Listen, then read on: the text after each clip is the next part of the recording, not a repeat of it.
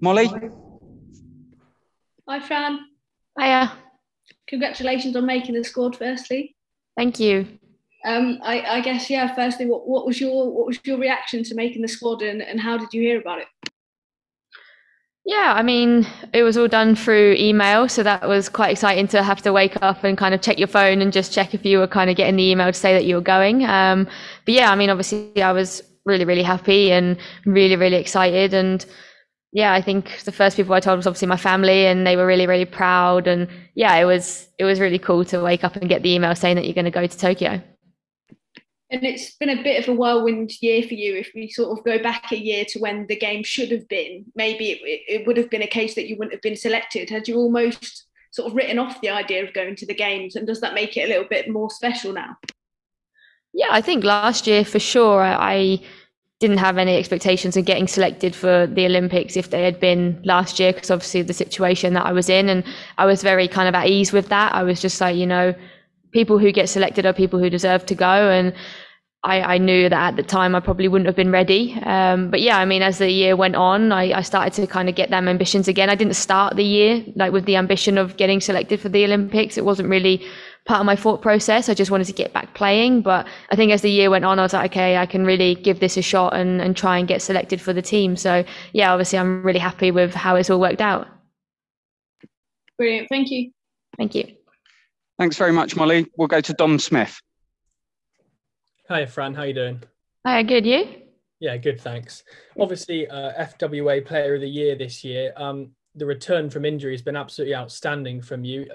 For you, this comes at a personally pretty perfect time, doesn't it? This Olympic Games. Yeah, I think obviously, yeah, it's obviously come at a good time for me. I was disappointed that obviously the games wasn't able to go ahead last year, obviously because the girls have worked so hard to get themselves ready. But yeah, I mean, for me personally, I'm really excited to go and feel like I'm in a good place going into the games, and hopefully I can take, my league form and my Chelsea form into Team GB and hopefully, play well. And when you were injured, there might have been some dark moments wondering what level you can get back to. Has this been better than, your wildest dreams, really, the level that you've reached since? Yeah, I think so. I think I was able to work on things that maybe were big weaknesses for me when I was obviously was coming back from the illness. But, for me now, I'm just looking ahead, and I'm looking at, trying to continue that form rather than focus on, how hard I had to work to get here. It's not over yet. I can't rest on my morals and, think, oh, okay, I came back and I played well. I have to continue to raise the level. And from now, I'm starting scratch again and trying to make more gains in what I've already done. Well, I hope it goes really well for you. Best of luck. Thank you. Thanks very much, Dom. We'll go to Courtney Hill, please. Hi, Fran.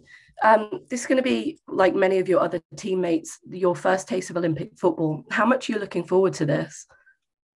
Yeah, I'm really excited. I grew up watching the Olympics. I still watch the Olympics. It's on TV all the time. All the different sports are going on, and it's just such an exciting time. It's exciting to be a part of this Team GB, history, and it's one that I'm really, really proud of, and one that I know comes with a lot of responsibility. But I know that this team can go to the levels that it needs to make sure, that we are inspiring everyone back home, like I am inspired when I watch all the different Olympians on TV when I'm normally at home watching it. So we all know what the pressures come with it, but we all are really excited, and we just want to go out there and have fun and be an Olympian. Looking ahead to some potential opponents, you and your England teammates, of course, are no strangers to the USA, who might be coming into this as favourites given World Cup win. How confident because an upset and finally get that all important win over them?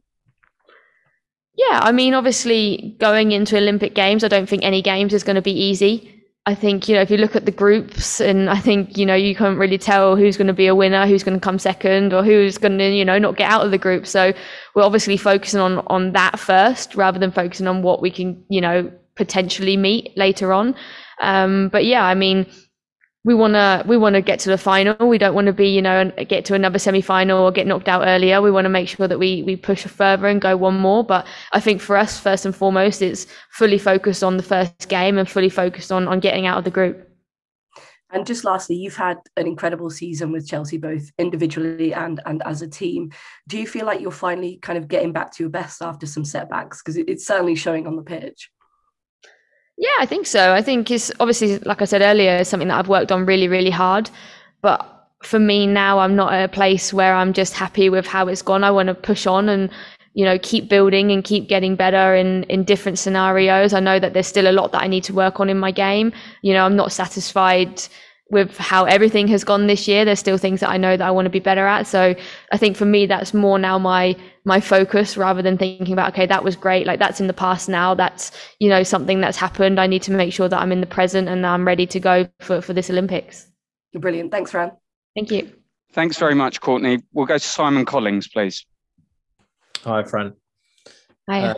We've been hearing from Leah about some of her, Olympic memories. She was at London 2012 and some of the heroes she had. I just wondered what your Olympic memories are growing up and some of the, heroes you used to watch on TV or in person.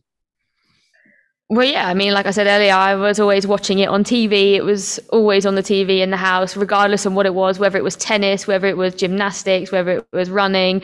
It was, I've just loved watching all the sports. And I think obviously the biggest one for me would be watching Michael Phelps when he was winning all the gold medals that you could possibly think of, and watching the men's GB gymnastics team when they won their medals. And I thought I was really inspired by, how they presented themselves, how they, really, you could see how proud they were to represent Team GB and how proud they were to win medals. And I just want to feel that going into this Olympics. It's an amazing opportunity for all of us and one that we're really excited about. But yeah, it's something that I've watched all the time growing up. So I'm really excited now to be part of that journey. Yeah, and just lastly for me, I mean, how does it feel that you can be in that position to inspire people, to be a role model? Obviously, I know with Chelsea in England, your profile is pretty big now, but how does it feel to have that chance to go on the stage of Olympics and, inspire the next generation?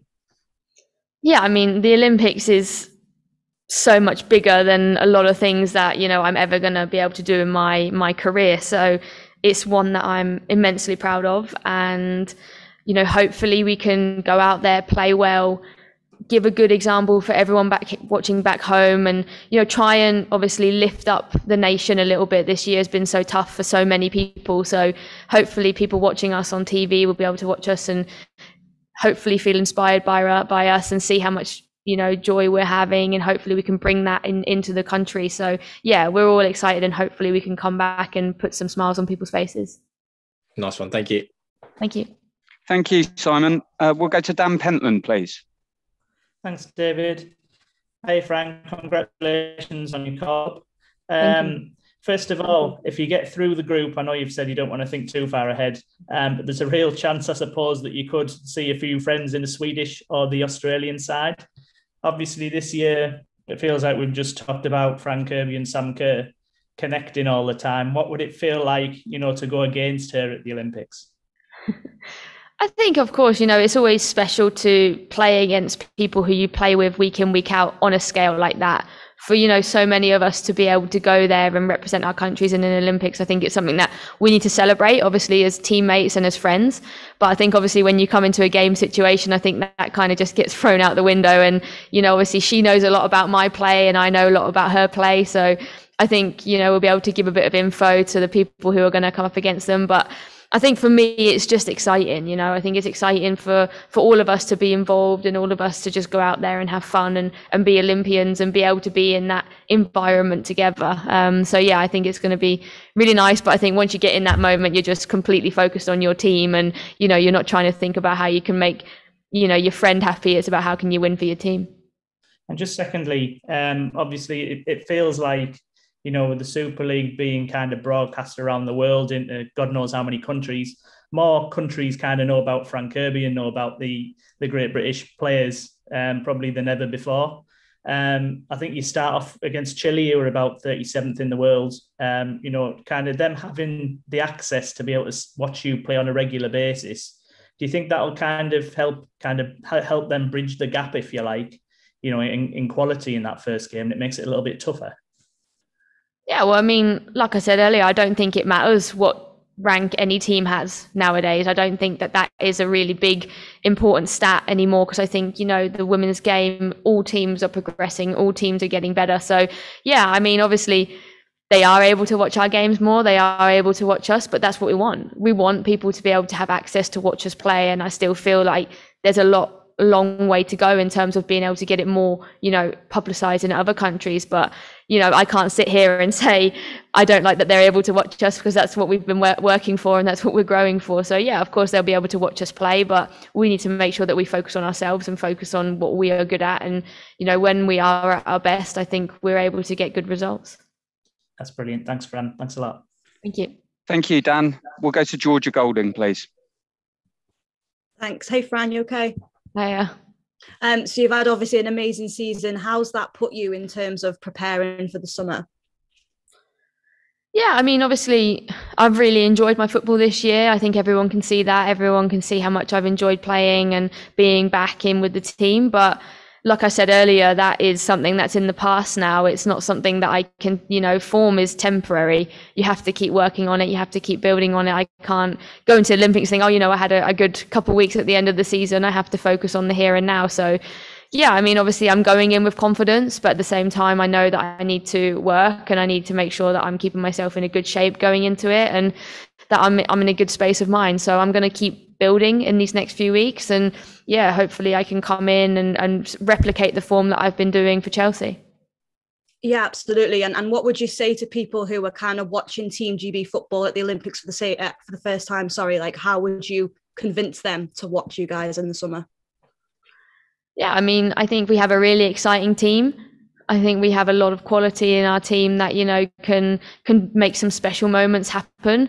And I think it's important that we have people behind us, because, you know, we're out there trying to entertain, and we're out there to try and make people back home proud of us. And we give everything. We're always going to give everything. We always want to win. We always want to inspire. And yeah, I think this team it's capable of really amazing things. So I think it's an exciting team to watch. It's a mixture of, you know, experienced players, youth players, people who are going to go in there with no fear.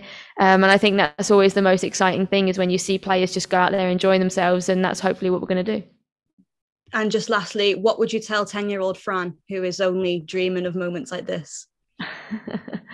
Yeah, I mean, it's crazy, because, you know, when you're younger, you always think, you know, I want to play in the Olympics, I want to play in a World Cup, I want to play, but to actually like sit here now and be able to do it, I wouldn't even know what to say to my 10-year-old self. I'd probably say, don't be so silly, you know. You could try and like calm yourself down, relax from the expectations. But yeah, I mean, I think it just shows that when you have a dream of something and you work hard and you give everything every day to get to that level, you know, that is possible.